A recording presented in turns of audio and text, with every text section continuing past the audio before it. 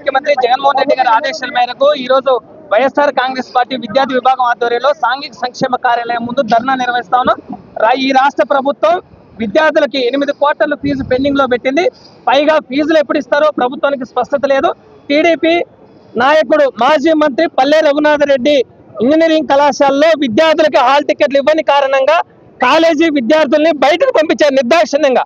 TDP నేతల కాలేజీల్లోనే విద్యార్థులు ఫీజులు కట్టలేదని పిల్లల్ని బయటికి పంపించి చదువులకు దూరం చేస్తున్న ఒక దయనీయమైన దుర్మార్గమైన పరిస్థితి రాష్ట్రంలో ఉంది. ప్రభుత్వం చెప్తున్న మాటలకి చేస్తున్న ఆచరణకి ఏమాత్రం పొంతన లేదు. నారా లోకేష్ గారు విదేశాలు తిరుగుతూ ప్రజాధనాన్ని దుర్వినియోగం చేస్తా ఉన్నాడు. ఈ రాష్ట్ర విద్యార్థులకు ఫీజులు లేక అల్లాడిపోతా ఉంటే హాల్ టికెట్లు సెమిస్టర్ ఎగ్జామ్స్ కి విద్యార్థుల్ని పంపించకుండా చాలా దుర్మార్గంగా వ్యవహరిస్తా ఉన్నారు.